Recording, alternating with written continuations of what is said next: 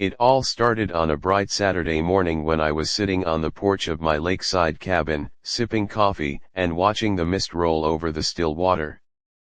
The place had been in my family for over 3 generations, built by my grandfather when the entire valley was little more than forest and open land.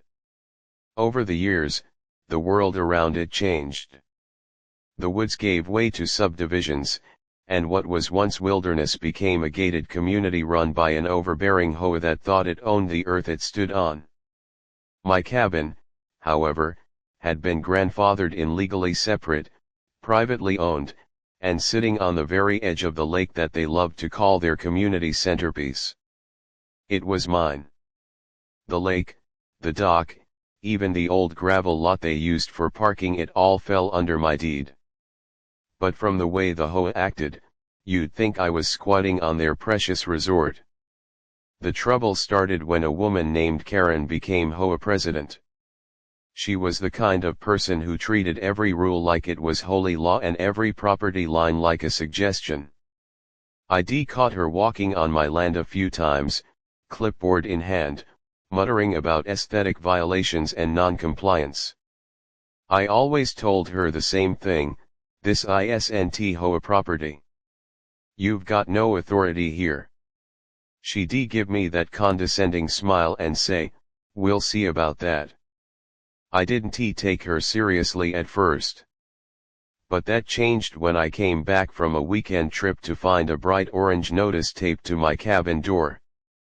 It read, "Notice of eviction, unauthorized occupancy. Property subject to HOA regulation." I laughed out loud, thinking it had to be some kind of prank. But when I called the number listed at the bottom, Karen herself answered. "Yes, this is a legitimate action," she said proudly. "Your cabin doesn't meet HOA standards for residential property, and you're in violation of multiple codes." I kept my voice calm, though I could feel the irritation building. "Karen, this property was built before your HOA even existed. You have no jurisdiction here." She chuckled in that infuriating way of hers. "That's not how it works anymore. The community owns the lakefront, and your cabin sits within the boundary." "You mean the lake I own," I corrected.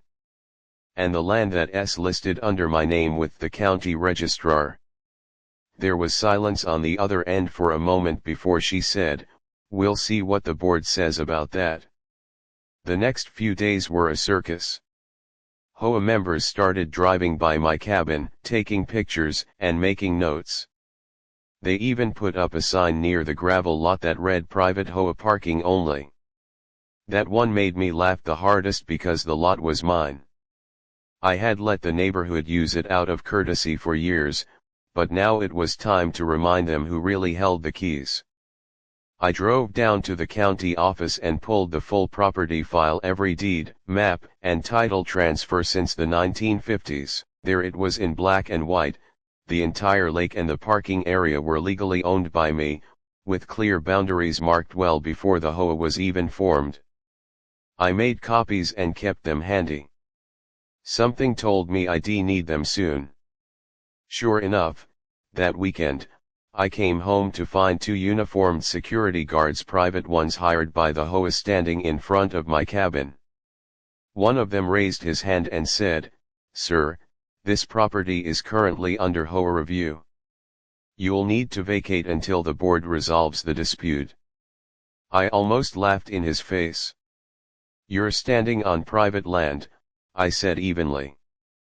"You have exactly 10 seconds to step off before I call the sheriff." The guards exchanged nervous looks, clearly not expecting pushback. "We were just following orders," one muttered before they turned and left.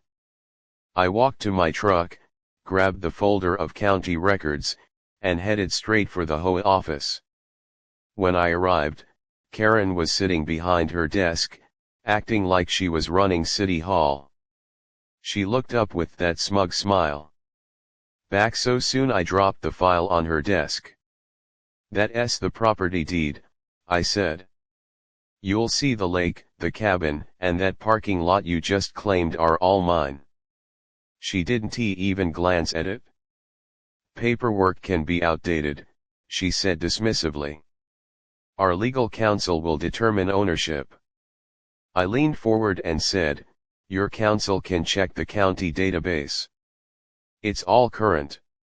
If you or anyone from your HOA steps foot on my property again, I'll consider it trespassing. That wiped the smile off her face for a moment. She leaned back and tried to play it cool. You don't have to get hostile. We're just trying to maintain community standards.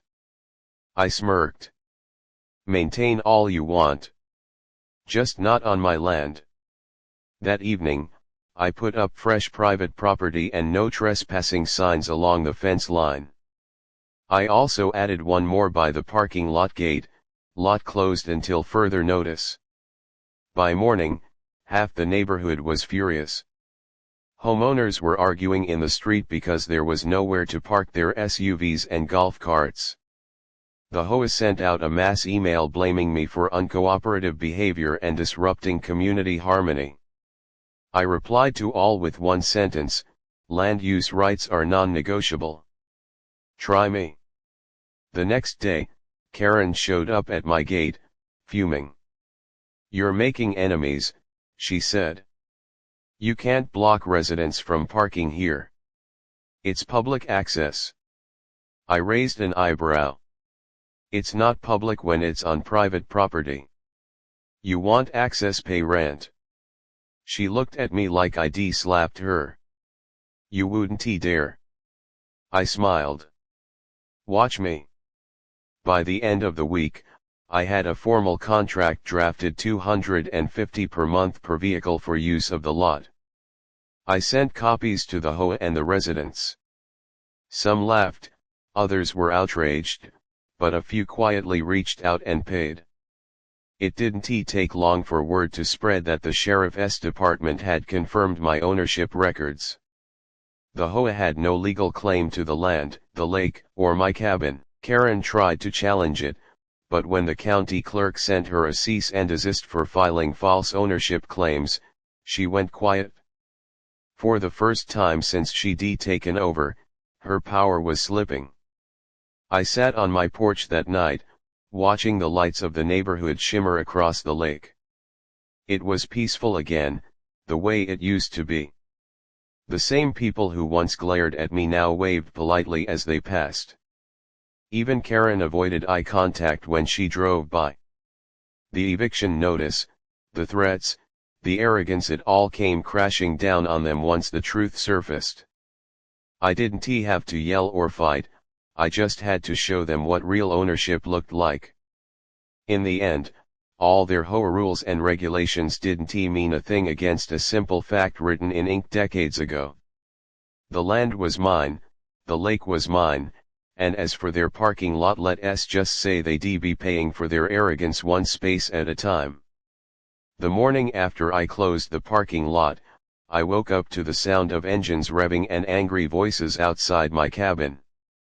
When I stepped onto the porch, a small crowd had gathered by the gate, led unsurprisingly by Karen herself. She was red-faced, clipboard in hand, barking orders like a general in battle. Several residents stood behind her, waving their arms and shouting about how they couldn't park for the community barbecue that weekend. I leaned against the porch railing, coffee in hand, and just watched for a while. It was fascinating, really, how quickly people turned from friendly neighbors into a mob when convenience was taken away. When she saw me, Karen marched up to the gate with that sharp, self-righteous tone she'd mastered. You can't do this, she said. You're disrupting community events. The HOA voted to reopen this lot immediately. I took a sip of my coffee before answering. You can vote all you want, but it's still my property. And last I checked, you don't get to dictate what happens on land you don't own. Her nostrils flared.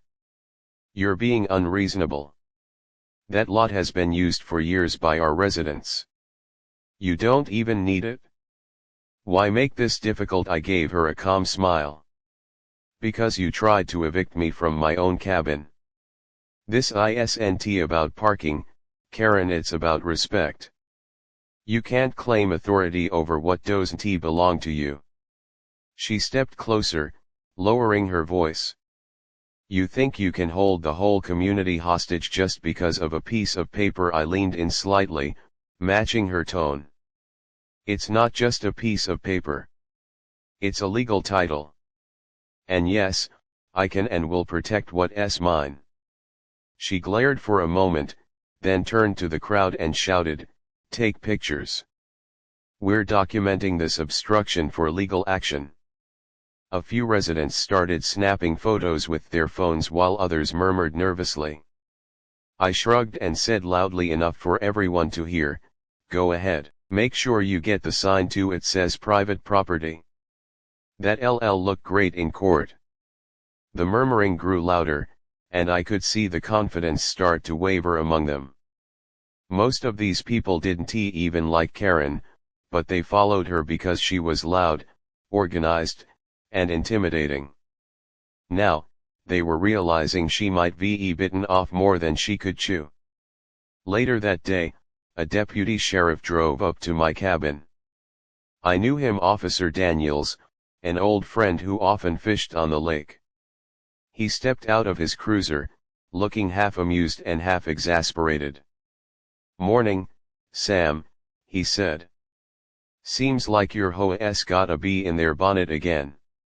I chuckled and handed him a copy of the property deed I kept in a folder by the door. "You'll probably need that," I said. He glanced over the papers and nodded. "Same as before, they're claiming authority they don't have." He sighed and rubbed his temples. "I'll go talk to them. But between you and me, this is getting old. They've filed 3 complaints in 2 days.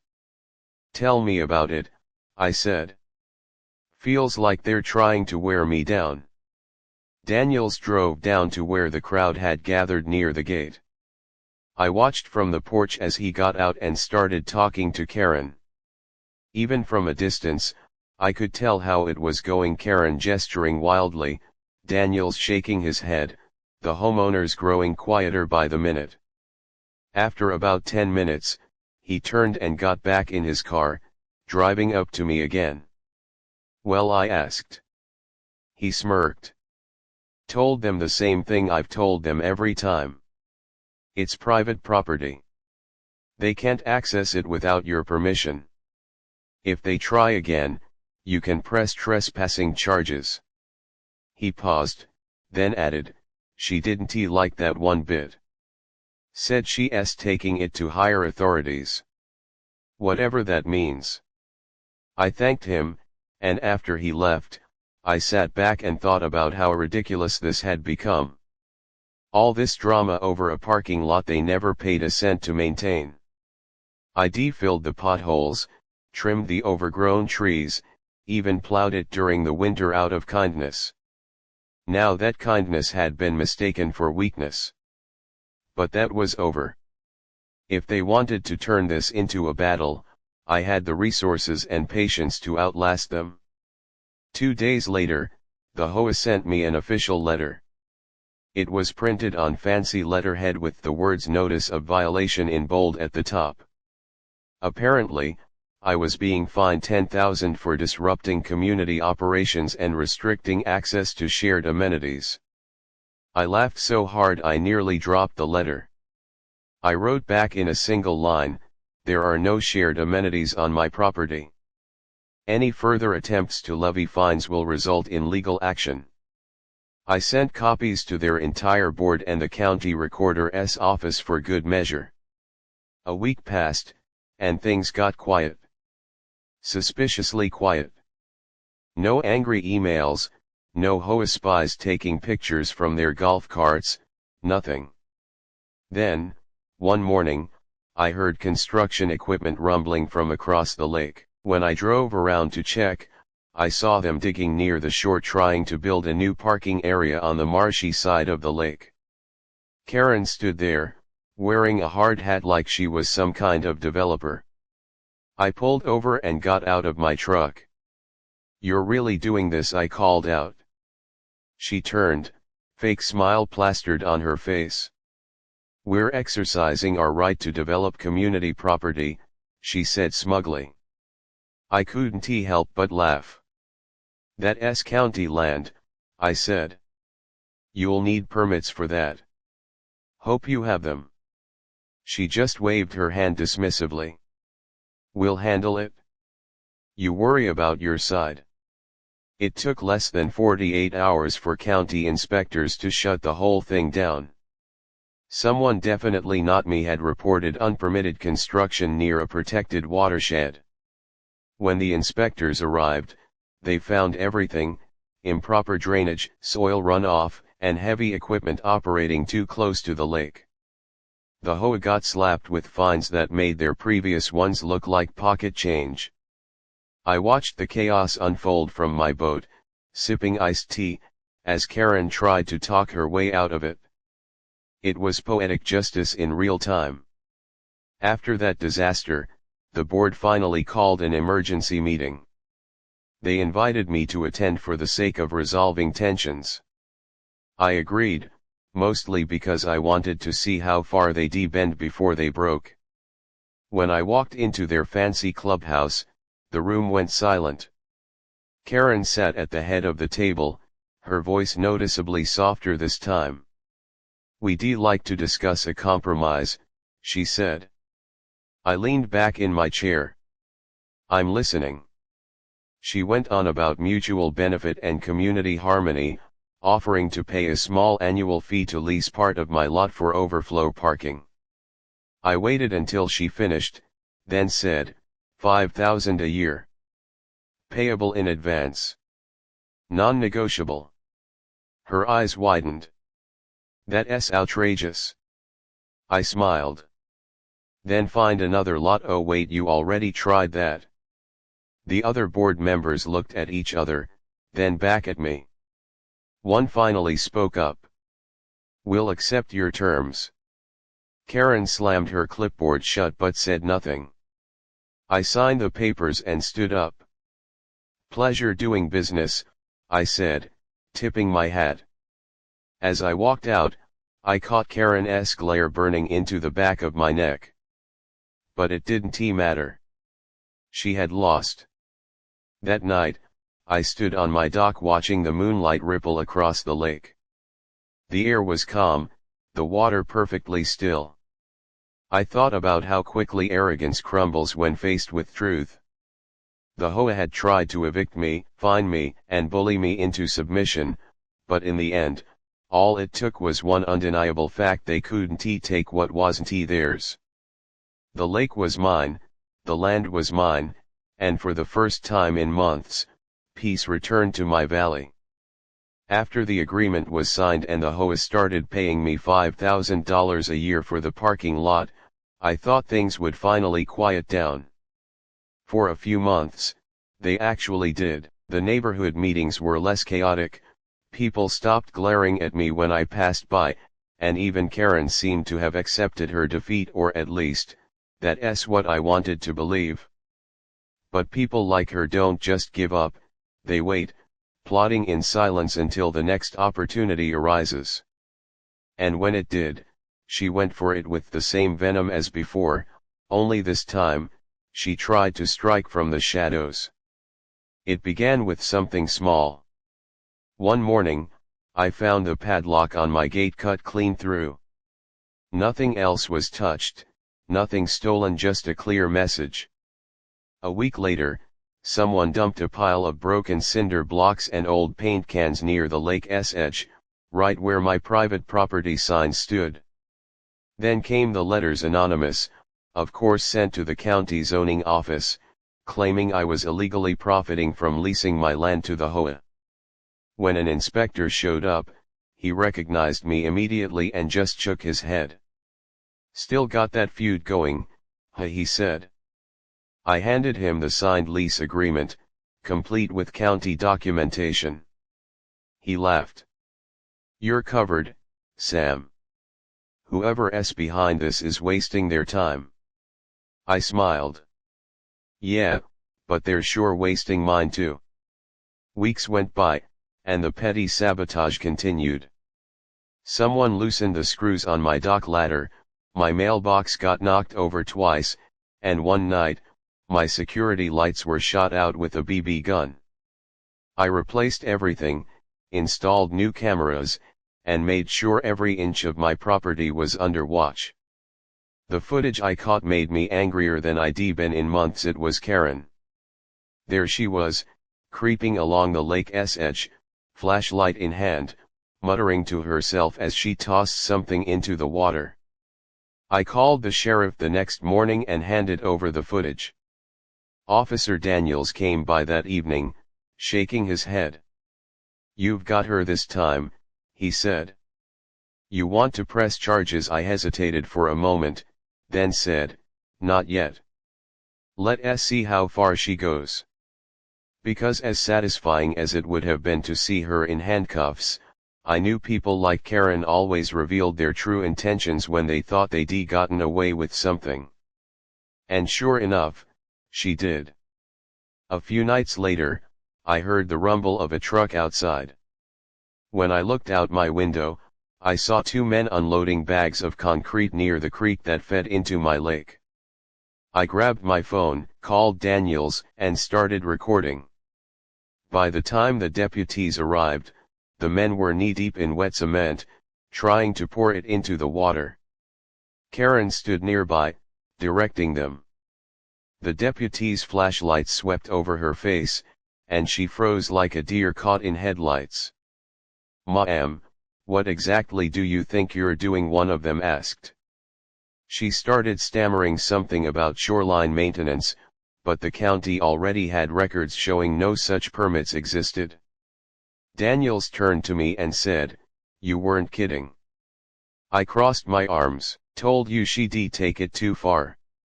The deputies ordered her to stop and escorted her home while the workers were cited for environmental violations. By morning, everyone in the neighborhood knew what had happened. The HOA's precious president had been caught trying to dump concrete into a protected creek. The fallout was glorious. The county fined the HOA heavily for environmental damage, even though Karen insisted it was a private initiative. The board held an emergency meeting where several members publicly turned on her. For once, she didn't have that smug expression she always wore. Reports spread fast. Apparently, she'd been funneling HOA funds to pay for those illegal projects. When the treasurer confronted her, she tried to pin it on me, claiming I'd bribed her contractors to frame her. But the receipts told a different story. Every purchase traced back to her signature. Within a week, she was removed from the board, stripped of her position, and under investigation for misuse of funds. I didn't even have to lift a finger. Karma did all the work. Still, I couldn't help but feel a strange mix of satisfaction and pity. Watching her crumble wasn't as gratifying as I'd imagined. The next time I saw her, she looked smaller somehow, not physically, but in spirit. She was standing by her mailbox, head down, sorting through letters she probably didn't want to open. For a brief moment, I almost felt sorry for her. Almost. But then I remembered every fine, every trespass, every sleepless night she'd caused me. She'd earned every ounce of what came her way. When she noticed me watching, she straightened up and forced a smile. "Congratulations," she said bitterly. "You've won." I nodded. "No, Karen. I just stopped losing." After she disappeared from the HOA scene, life finally returned to what it was supposed to be. The new board, led by a reasonable guy named Chris, apologized to me in person for everything that had happened. They even sent a formal letter rescinding all prior violations and recognizing my full ownership of the lake and surrounding property. For the first time in years, there was no tension, no late night noise, no false accusations. Just peace. I spent most mornings on the dock again, coffee in hand, listening to the soft ripple of water and the call of distant birds. The air felt lighter, the silence deeper. The lake, once a battleground, had become my sanctuary again. But the best part came a few months later when the county finalized its ruling. Because of the HOA's environmental violations, several of their nearby developments were delayed indefinitely. That cost them hundreds of thousands of dollars. My lawyer called it poetic justice. I called it closure. As for Karen, she sold her house quietly and moved away. Rumor had it she tried to join another HOA board in a different town, but her reputation followed her. No one wanted a repeat of her antics. I never saw her again, and I never went looking. Sometimes, when I walk along the lake at sunset, I think about everything that happened, the arrogance, the fights, the long nights of frustration, and I realize how close it all came to consuming me. If I hadn't stood my ground, if I'd let them push me around, I might have lost not just my property, but my peace. The HOA wanted to control everything, even nature itself, but they forgot something fundamental: you can't own the land just by claiming it. Ownership is earned through respect, responsibility, and understanding. They had none of those things. So, in the end, nature itself turned against them. Their greed filled the creek with concrete, and the same creek flooded their fancy developments months later. I didn't have to lift a shovel. Now, when the sun sets behind the trees and the reflection glows golden on the water, I sit there quietly, knowing that peace isn't given, it's defended. My cabin stands firm, my lake sparkles untouched, and the signs around the edge read the same as they always have: private property. But to me, it means more than that. It means victory not through revenge, but through patience. Because while the HOA fought with rules, fines, and intimidation, I fought with truth. And the truth, in the end, never sinks, it always rises, just like the water that swallowed their lies.